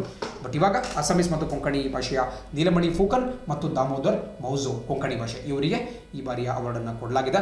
ಮತ್ತೊಂದು ವಿಷಯ ನೀವು ನೆನಪಿಟ್ಕೋಬೇಕು, ಒಂದು ಬಾರಿ ಒಂದು ನಿರ್ದಿಷ್ಟ ಭಾಷೆಗೆ ಜ್ಞಾನಪೀಠವನ್ನು ಕೊಟ್ಟರು ಅಂತ ಹೇಳಿದ್ರೆ ಮುಂದಿನ 2 ವರ್ಷಗಳ ಕಾಲ ಆ ಭಾಷೆನ ಪರಿಗಣಿಸುವಂತಿಲ್ಲ. ಸೊ ಅನದರ್ 2 years ಆ ಭಾಷೆಗೆ ಕೊಡಂಗಿಲ್ಲ. ಬಟ್ ಅದಾದಮೇಲೆ ಅದಕ್ಕೆ ಮತ್ತೆ ಪರಿಗಣನೆಗೆ ತೆಗೆದುಕೊಳ್ಬೋದು. ಈ ಒಂದು ಕ್ಲಾಸ್ ಕೂಡ ಗೊತ್ತಿರಲಿ. ಸ್ವಲ್ಪ ನಿಮಗೆ ಡಿಫಿಕಲ್ಟ್ ಮಾಡ್ಕೊಡ್ಬೇಕಾದ್ರೆ ಯಾವ ರೀತಿ ಕೂಡ ಪ್ರಶ್ನೆ ಕೇಳ್ಬೋದು, ಅದಕ್ಕೋಸ್ಕರ ಎಲ್ಲ ಮೈನ್ಯೂಟ್ ಡೀಟೇಲ್ಸನ್ನು ಇನ್ಕ್ಲೂಡ್ ಮಾಡ್ಕೊಳ್ತಾ ಇದ್ದೀನಿ. ಆ್ಯಂಡ್ ಜೊತೆಗೆ ಇಲ್ಲಿ ಸ್ವಲ್ಪ ಸ್ಟ್ಯಾಟಿಕ್ ಒಂದಷ್ಟು ಪಾರ್ಟ್ಸ್ ಕಾಣಿಸ್ಕೊಳ್ತಾ ಇದೆ. ಮೊಟ್ಟ ಮೊದಲ ಜ್ಞಾನಪೀಠ ಪ್ರಶಸ್ತಿನ ಯಾರಿಗೆ ಕೊಟ್ಟರು? ಶಂಕರ್ ಕುರುಪ್ ಅನ್ನುವಂಥ ಒಬ್ಬ ಮಲಯಾಳಿ ಸಾಹಿತಿಗೆ ಕೊಟ್ಟರು. ಅದೇ ರೀತಿ ಮೊದಲ ಮಹಿಳೆ ಬೆಂಗಾಳಿ ಭಾಷೆಯಲ್ಲಿ ಒಂದು ಲೇಖನವನ್ನು ಬರೆದಿದ್ದಂತಹ, ಪುಸ್ತಕವನ್ನು ಬರೆದಿದ್ದಂತಹ ಆಶಾಪೂರ್ಣ ದೇವಿ ಅವರಿಗೆ 1976 ಕೊಟ್ಟರು, ಮೊದಲ first woman to get Jnanpith award. So ಅದೇ ರೀತಿ ಒಂದಷ್ಟು ಕಂಟೆಂಟ್ ಕಾಣಿಸ್ಕೊಳ್ತಾ ಇದೆ. ಜೊತೆಗೆ ಅತಿ ಹೆಚ್ಚು ಜ್ಞಾನಪೀಠ ಪ್ರಶಸ್ತಿ ಲಭ್ಯವಾಗಿರ್ತಕ್ಕಂಥದ್ದು ಹಿಂದಿ ಭಾಷೆಗೆ 11 ಜ್ಞಾನಪೀಠ. ಅದನ್ನು ಹೊರತುಪಡಿಸಿದ್ರೆ ನಮಗೆ ಹೆಮ್ಮೆ ಆಗಬೇಕಾದಂಥ ವಿಷಯ, ಕನ್ನಡಕ್ಕೆ ಸುಮಾರು 8 ಜ್ಞಾನಪೀಠ ಪ್ರಶಸ್ತಿಗಳು ಲಭಿಸಿರ್ತಕ್ಕಂಥದ್ದು. So it's a very big honour for us. So ಇಲ್ಲೂ ಕೂಡ ಕರ್ನಾಟಕದಲ್ಲಿ ಯಾರ್ಯಾರು ಜ್ಞಾನಪೀಠ ಪ್ರಶಸ್ತಿಯನ್ನು ಯಾವ್ಯಾವಾಗ ಪಡೆದುಕೊಂಡಿದ್ದಾರೆ ಮತ್ತು ಅವರು ಯಾವ್ಯಾವ ಕೃತಿಗಳಿಗೆ ಜ್ಞಾನಪೀಠ ಸಂದಿದೆ ಅಂತ ಕೊಟ್ಟಿದ್ದಾರೆ ಅದು ಡೆಫಿನೆಟ್ಲಿ ನಿಮಗೆಲ್ಲ ಗೊತ್ತಿರುತ್ತೆ ಅಂತ ಭಾವಿಸ್ತಾ ಮುಂದಿನ ಪ್ರಶ್ನೆ ಅಂತ ನೋಡ್ತಾ ಹೋಗೋಣ. ಇತ್ತೀಚೆಗೆ ಭಾರತೀಯ ರಿಸರ್ವ್ ಬ್ಯಾಂಕಿನ ಮಾಹಿತಿಯ ಪ್ರಕಾರ ಯಾವ ರಾಜ್ಯವು ದೇಶದ ಪ್ರಮುಖ ಉತ್ಪಾದನಾ ಕೇಂದ್ರವಾಗಿದೆ? According to the Reserve Bank of India data, which state is the main manufacturing hub of the country? ನಮ್ಮ ಆಪ್ಷನ್ಗಳು ತಮಿಳುನಾಡು, ಗುಜರಾತ್, ಮಧ್ಯಪ್ರದೇಶ್, ಉತ್ತರ ಪ್ರದೇಶ್. ಓಕೆ, ಸೊ ಇತ್ತೀಚೆಗಷ್ಟೇ ನಮ್ಮ ರಿಸರ್ವ್ ಬ್ಯಾಂಕ್ ಆಫ್ ಇಂಡಿಯಾ ಅವರು ಒಂದು ರಿಪೋರ್ಟನ್ನು ಪಬ್ಲಿಷ್ ಮಾಡಿದ್ರು. ಅದೇನು ಹೇಳುತ್ತಪ್ಪ ಅಂತ ಹೇಳಿದ್ರೆ ಮೇನ್ ಮ್ಯಾನುಫ್ಯಾಕ್ಚರಿಂಗ್ ಹಬ್ ಅಂದರೆ ಈ ಉತ್ಪಾದನಾ ವಲಯದಲ್ಲಿ ಅತ್ಯಂತ ದೊಡ್ಡ ರಾಜ್ಯವಾಗಿ ಯಾರಿದ್ದಾರೆ ಅಂತೇಳಿ. ಇದೂ ಕೂಡ ಮಹಾರಾಷ್ಟ್ರ. ನಮಗೆಲ್ಲ ಗೊತ್ತು ಮಹಾರಾಷ್ಟ್ರ ಅಂತ ಹೇಳಿದ್ರೆ ಇಟ್ಸ್ ಮುಂಬೈ ಅದರ ಒಂದು ಕೇಂದ್ರ ಕಚೇರಿ, ಅದು financial capital of India. Bharat ದೇಶದ ಹಣಕಾಸಿನ ರಾಜಧಾನಿ ಅಂತಲೇ ಕರೆಸ್ಕೊಳ್ಳುತ್ತೆ. ಸೊ ಹಾಗಾಗಿ ಮಹಾರಾಷ್ಟ್ರ ರಾಜ್ಯದಲ್ಲಿ ಸಿಕ್ಕಾಪಟ್ಟೆ ಇಂಡಸ್ಟ್ರಿಗಳಿದ್ವು, ಕಾರ್ಖಾನೆಗಳಿದ್ವು. ಸೊ ಅವರು ಉತ್ಪಾದನಾ ವಲಯದಲ್ಲಿ ಅತ್ಯಂತ ಪ್ರಮುಖ ಸ್ಥಾನವನ್ನು ಪಡೆದುಕೊಂಡಿದ್ರು. ಬಟ್ ರೀಸೆಂಟಾಗಿ ನಮ್ಮ RBI ಅವರು ಏನು ವರದಿಯನ್ನು ಮಂಡನೆ ಮಾಡಿದ್ದಾರೆ ಅದರ ಪ್ರಕಾರ ಮಹಾರಾಷ್ಟ್ರವನ್ನು ಹಿಂದಿಕ್ಕಿ ಆಪ್ಷನ್ ಬಿ ಅಂದರೆ ಗುಜರಾತ್ ಅವರು ಮಹಾರಾಷ್ಟ್ರವನ್ನು ಹಿಂದಕ್ಕಿಬಿಟ್ಟು ನಮ್ಮ ದೇಶದಲ್ಲಿ ಈ ಮ್ಯಾನುಫ್ಯಾಕ್ಚರಿಂಗ್ ಹಬ್ ಅಥವಾ ಪ್ರಮುಖ ಉತ್ಪಾದನಾ ಕೇಂದ್ರ ಅಂತೇಳಿ ಗುರುತಿಸ್ಕೊಂಡಿದ್ದಾರೆ. ಸೊ ಮೊದಲ ಸ್ಥಾನದಲ್ಲಿ ಮುಂದೆ ಗುಜರಾತ್ ಕಾಣಿಸ್ಕೊಳ್ಳುತ್ತೆ. ಸೊ ಮ್ಯಾನುಫ್ಯಾಕ್ಚರಿಂಗ್ ಯಾವುದೇ ಒಂದು ಗೂಡ್ಸ್ ಇರ್ಬೋದು, ಯಾವುದೇ ಸಾಮಗ್ರಿಗಳಿರ್ಬೋದು, ಅವುಗಳನ್ನ ಉತ್ಪಾದನೆ ಮಾಡುವಂಥ ಆ ಒಂದು ಕ್ಷೇತ್ರದಲ್ಲಿ ಗುಜರಾತ್ ಈಗ ನಮ್ಮ ದೇಶದಲ್ಲಿ ಮೊದಲ ಸ್ಥಾನದಲ್ಲಿ ಕಾಣಿಸ್ಕೊಳ್ತಾ ಇದೆ. ಅದೇ ರೀತಿ 7ನೇ ಪ್ರಶ್ನೆ ಕಾಣಿಸ್ಕೊಳ್ತಾ ಇದೆ. ಇತ್ತೀಚೆಗೆ ಸುದ್ದಿಯಲ್ಲಿರುವ VLSR SAM ಎನ್ನುವುದು dash VLSR SAM which was the news recently in a country. ನಮ್ಮ ಆಪ್ಷನ್ಗಳು ಯುದ್ಧ ನೌಕೆ, ಕ್ಷಿಪಣಿ, ಉಪಗ್ರಹ, ಯುದ್ಧ ಟ್ಯಾಂಕರ್. ಓಕೆ, ರೀಸೆಂಟಾಗಿ ಒಂದು ಮಿಸೈಲ್ ನಮ್ಮ DRDO ಅವರು ಟೆಸ್ಟ್ ಲಾಂಚ್ ಮಾಡಿದ್ರು. ಒಡಿಶಾದ ಚಾಂಡಿಪುರ್ ಒಂದು integrated Abdul Kalam exactly testing ರೇಂಜಿಂದ ಅವರು ಅದನ್ನು ಲಾಂಚ್ ಮಾಡಿದ್ರು. ಸೊ VLSR SAM ಅಂತಕ್ಕಂತಹದ್ದು ಏನು ಅಂತ ಕೇಳಿದ್ದಾರೆ. ಬಹಳ ಜನ ಕನ್ಫ್ಯೂಸ್ ಮಾಡ್ಕೊಂಡ್ರೆ ಅದು ಯುದ್ಧ ನೌಕೆ ಇರ್ಬೋದು, ಕ್ಷಿಪಣಿ ಇರ್ಬೋದು, ಉಪಗ್ರಹ ಇರ್ಬೋದು, ಅಥವಾ ಬ್ಯಾಟರಿ ಟ್ಯಾಂಕರ್ ಇರಬಹುದು ಅಂತೇಳಿ. ಬಟ್ ಇದಕ್ಕೆ ಸೂಕ್ತವಂತ ಉತ್ತರ ಆಪ್ಷನ್ ಬಿ, ಒಂದು ಕ್ಷಿಪಣಿ. It is a missile. VLSR SAM ಅಂತಕ್ಕಂತಹದ್ದು ಒಂದು ಮಿಸೈಲ್ ಆಗಿದೆ, ಒಂದು ಕ್ಷಿಪಣಿ ಆಗಿದೆ. ಅದರ ಫುಲ್ ಫಾರ್ಮ್ ಕೂಡ ಬಹಳ ಇಂಪಾರ್ಟೆಂಟ್, ಪರೀಕ್ಷೆಯಲ್ಲಿ ಕೇಳ್ತಾರೆ. ಎಸ್ಪೆಷಲಿ ನೀವು ಬ್ಯಾಂಕಿಂಗ್ ಎಕ್ಸಾಮ್ಸ್ ಬರೀತಾ ಇದ್ದೀರಾ, ಸೆಂಟ್ರಲ್ ಗೌರ್ಮೆಂಟ್ ಎಕ್ಸಾಮ್ಸ್ ಬರೀತೀರಾ ಅಂತ ಹೇಳಿದ್ರೆ ಇಂತಹ ಪ್ರಶ್ನೆಗಳು ಜಾಸ್ತಿ ಫೋಕಸ್ ಮಾಡಿ ಕೇಳ್ತಾರೆ. ಸೊ VLSR SAM ಅಂತ ಹೇಳಿದ್ರೆ vertical launch short range surface to air missile. ಇನ್ನೊಂದು ಸರಿ ಹೇಳ್ತೀನಿ, ಸ್ವಲ್ಪ ಸೂಕ್ಷ್ಮವಾಗಿ ಗಮನಿಸಬೇಕಾಗುತ್ತೆ, ನೋಟ್ ಡೌನ್ ಕೂಡ ಮಾಡ್ಕೋಬೇಕಾಗುತ್ತೆ. VLSR SAM ಅಂತ ಹೇಳಿದ್ರೆ vertical launch short range surface to air missile ಅಂತ ಹೇಳಿ. ಸೊ ಹೆಸರಲ್ಲೇ ಕಂಪ್ಲೀಟ್ ಡೀಟೇಲ್ಸ್ ಕೊಟ್ಬಿಟ್ಟಿದ್ದಾರೆ ನೋಡಿ. ಯೂಶಲ್ ನಿಮಗೆ ಯಾವುದೋ ಬೇರೆ ಅಂದರೆ ಈ ನಾಗ್ ಮಿಸೈಲ್ ಇರಬಹುದು, ಅದೇ ರೀತಿ ಪೃಥ್ವಿ ಇರಬಹುದು, ಅಗ್ನಿ ಇರಬಹುದು, ಅಂತಹ ಹೆಸರುಗಳನ್ನ ಕೊಟ್ಟರೆ ಅದು what exactly is the characteristics ಅಂತ ಗೊತ್ತಾಗಲ್ಲ. ಅಂದರೆ ಅದು ಭೂಮಿಯಿಂದ ಭೂಮಿಗೆ ಚಿಮ್ಮುತ್ತೋ ಅಥವಾ ಭೂಮಿಯಿಂದ ಆಕಾಶಕ್ಕೆ ಚಿಮ್ಮುತ್ತೋ ಅಥವಾ ಅದು ಲಾಂಗ್ ರೇಂಜ್ ಹೊಂದಿದೆಯೋ ಅಥವಾ ಅದು ಬ್ಯಾಲಿಸ್ಟಿಕ್ ಮಿಸೈಲ್ ಅಥವಾ ಕ್ರೂಸ್ ಮಿಸೈಲ, ಇಂತಹ ಡೀಟೇಲ್ಸ್ ಗೊತ್ತಾಗಲ್ಲ. ಬಟ್ ಈ ಒಂದು ಪರ್ಟಿಕ್ಯುಲರ್ ಮಿಸೈಲ್ ಏನಿದೆ, ಕ್ಷಿಪಣಿ ಏನಿದೆ, ಅದಕ್ಕೆ ಅವರು ಸೂಕ್ತವಂತ ಹೆಸರನ್ನು ಕೊಟ್ಟಿದ್ದಾರೆ. ಯಾವುದೋ ಒಂದು ಫ್ಯಾನ್ಸಿ ನೇಮ್ ಕೊಟ್ಟಿಲ್ಲ, ಬದಲಾಗಿ VLSR SAM ಅಂತ ಕೊಟ್ಟಿದ್ದಾರೆ. ಫುಲ್ ಫಾರ್ಮಲ್ಲಿ ನಿಮಗೆ ಎಲ್ಲ ಗೊತ್ತಾಗುತ್ತೆ. ಏನು vertical launch short range surface to air missile ಅಂದರೆ ಅದು ಸ್ವಲ್ಪ ಕಡಿಮೆ ಒಂದು ಪರಿಮಿತಿಯನ್ನು ಹೊಂದಿರುತ್ತೆ. ಕೇವಲ ಒಂದು 50 ರಿಂದ 60 ಕಿಲೋಮೀಟರ್ ಒಂದು ವ್ಯಾಪ್ತಿಯನ್ನು ಹೊಂದಿರುತ್ತೆ, ರೇಂಜನ್ನು ಹೊಂದಿರುತ್ತೆ. ಜೊತೆಗೆ ಹೆಸರೇ ಹೇಳುವಂತೆ ಸರ್ಫೇಸ್ ಟು ಏರ್ ಮಿಸೈಲ್ ಅಂದರೆ ಭೂಮಿಯಿಂದ ಆಕಾಶಕ್ಕೆ ಚಿಮ್ಮುತ್ತೆ. ಸರ್ಫೇಸ್ ಅಂದರೆ ಭೂಮಿ, ಏರ್ ಅಂತ ಹೇಳಿದ್ರೆ ಆಕಾಶ. ಸೊ ಭೂಮಿಯಿಂದ ಆಕಾಶಕ್ಕೆ ಚಿಮ್ಮತಕ್ಕಂಥ ಒಂದು ಮಿಸೈಲ್. ಯೂಶುವಲ್ ಆಗಿ ಯಾವುದಾದ್ರೂ ಫೈಟರ್ ಜೆಟ್ಸ್ಗಳು ಅಥವಾ ಬೇರೆ ಯಾವುದೋ ಒಂದು ಡ್ರೋನ್ಗಳು ನಮ್ಮ ಒಂದು ಯುದ್ಧ ವಿಮಾನಗಳನ್ನು, ನಮ್ಮ ಒಂದು ನೌಕೆಗಳನ್ನು ಅಟ್ಯಾಕ್ ಮಾಡಲಿಕ್ಕೆ ಬಂತು ಅಂತ ಹೇಳಿದ್ರೆ ಅದರ ವಿರುದ್ಧ ಪ್ರೊಟೆಕ್ಷನನ್ನು ಕೊಡುವಂತಹ ದೃಷ್ಟಿಯಿಂದ VLSR SAM ಬಹಳ ಹೆಲ್ಪ್ ಮಾಡುತ್ತೆ. ಆ್ಯಂಡ್ ಯಾರು ಇದನ್ನು ಅಭಿವೃದ್ಧಿಪಡಿಸಿದ್ದಾರೆ, ಯಾರು ಇದನ್ನು ಟೆಸ್ಟ್ ಮಾಡಿದ್ದಾರೆ ಅಂತ ಹೇಳಿದ್ರೆ ಡೆಫಿನೆಟ್ಲಿ DRDO. ನಮ್ಮಲ್ಲಿ ಯಾವುದೇ ಮಿಸೈಲ್ ಬಗ್ಗೆ ಅವ್ರು ಕೇಳಿದ್ರು ಕೂಡ ಡೆಫಿನೆಟ್ಲಿ ನಾವು DRDO ಅಂತ ಕರಿಬೇಕಾಗುತ್ತೆ. Defence research and development organisation ಅವರು ಇದನ್ನು ಅಭಿವೃದ್ಧಿಪಡಿಸಿ ಮತ್ತು ಟೆಸ್ಟಿಂಗ್ ಕೂಡ ಮಾಡಿದ್ದಾರೆ. ಸೊ VLSR SAM ನಮ್ಮ ಎಸ್ಪೆಷಲಿ ನಮ್ಮ ನೇವಿಗೆ, ಭಾರತೀಯ ನೌಕಾಪಡೆಗೆ ಒಂದು ಹೆಚ್ಚಿನ ಪವರನ್ನು ಕೊಡುತ್ತೆ ಅಂತ ಹೇಳಿ ಭಾವಿಸ್ಕೊಳ್ತಾ ಮುಂದಿನ ಪ್ರಶ್ನೆ ನೋಡೋಣ. ಸ್ನೇಹಿತರೆ, ಇದೀಗ ನಮ್ಮ 8ನೇ ಪ್ರಶ್ನೆ. 8 ಡಿಸೆಂಬರ್ 2021ರಂದು ಹೆಲಿಕಾಪ್ಟರ್ ಅವಘಾತದಲ್ಲಿ ಸಾವನ್ನಪ್ಪಿದ ದೇಶದ ಮೊದಲ ಸೇನಾಪಡೆಗಳ ಮುಖ್ಯಸ್ಥ ಯಾರು? Who was the first chief of army CDS of the country who died in a helicopter crash on 8 December 2021. ನಮ್ಮ ಆಪ್ಷನ್ಗಳು ಸಂತೋಷ್ ಬಾಬು, ಮೇಜರ್ ಅನೂಪ್ ಸೂದ್, ಬಿಪಿನ್ ರಾವತ್, ಸುಬೇದರ್ ಸಂಜೀವ್ ಕುಮಾರ್. ಡಿಸೆಂಬರ್ 8ನೇ ತಾರೀಕಂದು ಇಡೀ ದೇಶವೇ ಸಾಕಷ್ಟು ದುಃಖ ಪಡುವಂತಹ ಒಂದು ದುರ್ಘಟನೆ ನಡೀತು. ಆ ಒಂದು ದುರ್ಘಟನೆಯಲ್ಲಿ ನಮ್ಮ ಸೇನಾ ವ್ಯವಸ್ಥೆಯಲ್ಲಿ ಮುಂಚೂಣಿಯಲ್ಲಿದ್ದಂತಹ ಅಂದರೆ ಭಾರತ ದೇಶದ ಮೊಟ್ಟ ಮೊದಲ chief of defence staff CDS, chief of defence staff ಅನ್ನುವಂಥ ಒಂದು ದೊಡ್ಡ ಹುದ್ದೆ, ಅಂದರೆ 3 ಪಡೆಗಳ ಮುಖ್ಯಸ್ಥರಾಗಿದ್ದಂತಹ ಅದು ಇವರ ಒಂದು ಇದರಿಂದನೇ ಸ್ಟಾರ್ಟ್ ಆಗಿತ್ತು. 2020ನೇ ಇಸ್ವಿಯಲ್ಲಿ ಮೊಟ್ಟ ಮೊದಲ CDS ಆಗಿ ಅಧಿಕಾರ ನಿರ್ವಹಣೆ ಮಾಡಿದ್ರು. ಸೊ ಅವರು ಒಂದು ಹೆಲಿಕಾಪ್ಟರ್ ಅಪಘಾತದಲ್ಲಿ ಒಂದು ದುರ್ಮರಣಕ್ಕೀಡಾದರು ಅಂತಲೇ ಹೇಳ್ಬೋದು. ಬೇಸಿಕಲಿ ಅವರು ತಮಿಳುನಾಡಿಗೆ ಒಂದು ವಿಸಿಟಿಗೆ ಹೋಗಿದ್ರು. ಆನ್ಸರ್ ಕೂಡ ಹೇಳ್ಬಿಡ್ತೀನಿ, ಐ ಥಿಂಕ್ ಬಹುಶಃ ಪ್ರತಿಯೊಬ್ಬರು ಕೂಡ ಗೊತ್ತಿರುತ್ತೆ. Option C, Bipin Rawat. General Bipin Rawat ಅವರು ಅವ್ರ ಬಗ್ಗೆ ಈ ಒಂದು ಪ್ರಶ್ನೆಯನ್ನು ಕೇಳಿದ್ದಾರೆ. ಜನರಲ್ ಬಿಪಿನ್ ರಾವತ್ ಅವರು ಮುಂಚೆ ಅವರು CDS ಹುದ್ದೆಗೆ ಬರೋಕ್ಕಿಂತ ಮುಂಚೆ ಅವರು ನಮ್ಮ ಭಾರತೀಯ ಭೂಸೇನಾ ಮುಖ್ಯಸ್ಥರಾಗಿದ್ದರು, ಚೀಫ್ ಆಫ್ ಆರ್ಮಿ ಸ್ಟಾಫ್ ಆಗಿದ್ದರು. ಅದಾದ ಮೇಲೆ ಅವರು ಚೀಫ್ ಆಫ್ ಡಿಫೆನ್ಸ್ ಸ್ಟಾಫ್, ಅಂದರೆ 3 ಪಡೆಗಳು, ನಮ್ಮ ನೌಕಾಪಡೆ ಇರಬಹುದು, ವಾಯುಪಡೆ ಇರಬಹುದು ಅಥವಾ ನಮ್ಮ ಭೂಸೇನೆ ಇರಬಹುದು, 3 ಪಡೆಗಳ ಮುಖ್ಯಸ್ಥರಾಗಿ ಅಧಿಕಾರವನ್ನು ನಿರ್ವಹಣೆ ಮಾಡಿದರು. ಬಹಳ ಒಂದು ಅದ್ಭುತವಾದಂತಹ ಪರ್ಫಾರ್ಮೆನ್ಸ್ ಕೂಡ ಅವರು ಕೊಡ್ತಾ ಇದ್ರು. ಬಟ್ ಅದೇ ಸಂದರ್ಭದಲ್ಲಿ ಇಂತಹ ಒಂದು ದುರ್ಘಟನೆ ಸಂಭವಿಸಿದೆ. ಅವ್ರು ಬೇಸಿಕಲಿ ತಮಿಳುನಾಡಿನಲ್ಲಿ ವೆಲ್ಲಿಂಗ್ಟನ್ ಅನ್ನುವಂಥ ಒಂದು ಕಾಲೇಜ್, ಡಿಫೆನ್ಸ್ ಕಾಲೇಜ್ ಇದೆ, ಅಲ್ಲಿ ಅವರು ಒಂದು ಅಡ್ರೆಸಿಂಗ್ ಮಾಡಬೇಕಾಗಿತ್ತು, ಲೆಕ್ಚರಿಂಗ್ ಕೊಡಬೇಕಾಗಿತ್ತು. ಅಲ್ಲಿಗೆ ಅವರು ತೆರಳಬೇಕಾದ್ರೆ ನೀಲಗಿರಿ ಜಿಲ್ಲೆ, ತಮಿಳುನಾಡಲ್ಲಿ ನೀಲಗಿರೀಸ್ ಅಂತ ಒಂದು ಡಿಸ್ಟ್ರಿಕ್ಟ್ ಬರುತ್ತೆ, ಆ ಜಿಲ್ಲೆಯಲ್ಲಿ ಅವರ ಒಂದು ಹೆಲಿಕಾಪ್ಟರ್ ಅಪಘಾತಕ್ಕೀಡಾಯಿತು. ಆ ಒಂದು ಅಪಘಾತದಲ್ಲಿ ಅವರು, ಅವರ ಪತ್ನಿ ಸೇರಿದಂತೆ ಸುಮಾರು 12 ಜನ ಭಾರತೀಯ ಸೇನಾ ಮುಖಂಡರುಗಳು, ಅವರು ನೌಕಾಪಡೆಯವರು ಕೂಡ ಇದ್ದರು, ಏರ್ಫೋರ್ಸ್ ಅವರು ಕೂಡ ಇದ್ದರು, ಮತ್ತು ನಮ್ಮ ಆರ್ಮಿ ಆಫೀಸರ್ಸ್ ಕೂಡ ಇದ್ದರು, ಅವರು ದುರ್ಮರಣಕ್ಕೆ ಈಡಾದರು. ಜೊತೆಗೆ ವರುಣ್ ಸಿಂಗ್ ಅನ್ನುವಂಥ ಒಬ್ಬ ಏಕೈಕ ಲೋನ್ ಸರ್ವೈವರ್ ಕೂಡ ಇದ್ದರು, ಒಬ್ಬ ವ್ಯಕ್ತಿ ಬಚಾವಾಗಿದ್ದರು. ಬಟ್ ಅವರು ಕೂಡ ಕೆಲವು ದಿನಗಳ ಬಳಿಕ ಆಸ್ಪತ್ರೆಯಲ್ಲಿ ಅವರು ಸಾವಿಗೆ ಕೂಡ ಈಡಾದರು. ಸೊ ಇಲ್ಲಿ ಅವರಿಗೆ ಸಂಬಂಧಪಟ್ಟಂಥ ಒಂದಷ್ಟು ಡೀಟೇಲ್ಸನ್ನು ಕೂಡ ಕೊಟ್ಟಿದ್ದಾರೆ. ಖಂಡಿತ ಪರೀಕ್ಷೆಯಲ್ಲಿ ಕ್ವಶನ್ ಆಗ್ಬೋದು, ಬಟ್ ಡೈರೆಕ್ಟಾಗಿ ಅವರ ಸಾವಿನ ಬಗ್ಗೆ ಪ್ರಶ್ನೆ ಕೇಳೋಕ್ಕೂ ಅಷ್ಟು ಸೂಕ್ತ ಆಗಲ್ಲ ಅನ್ಕೊತೀನಿ. ಬಟ್ ಆದರೂ ಕೂಡ ಈ CDS ಹುದ್ದೆಯ ಬಗ್ಗೆ ಕೇಳಬಹುದು. ಬಿಕಾಸ್ ಯಾವಾಗ ಬಿಪಿನ್ ರಾವತ್ ಅವರು ನಿಧನ ಹೊಂದಿದ್ರು, ಅವರ ಒಂದು ಸ್ಥಾನ ಖಾಲಿ ಆಯಿತು, ವೇಕೆಂಟ್ ಆಯಿತು. ಆ ಸ್ಥಾನಕ್ಕೆ ಯಾರು ನೇಮಕ ಮಾಡಬೇಕು ಅಂತೇಳಿ ಒಂದು ಸಾಕಷ್ಟು ಚರ್ಚೆಗಳು ನಡೀತಾ ಇದೆ. ಹಾಗಾಗಿ ಚೀಫ್ ಆಫ್ ಡಿಫೆನ್ಸ್ ಸ್ಟಾಫ್ ಅನ್ನುವಂಥ ಹುದ್ದೆ ಬಗ್ಗೆ ಕೇಳಬಹುದು, ಯಾವಾಗ ಅದನ್ನು ಸ್ಥಾಪನೆ ಮಾಡಿದ್ರು, ಯಾರದರ ಮೊದಲ ಮುಖ್ಯಸ್ಥರಾಗಿದ್ದರು.